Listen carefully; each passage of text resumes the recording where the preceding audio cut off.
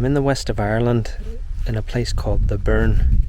It's a geological rock formation of limestone, and you get these crevices where different types of flowering plants grow that they don't grow anywhere else in Ireland.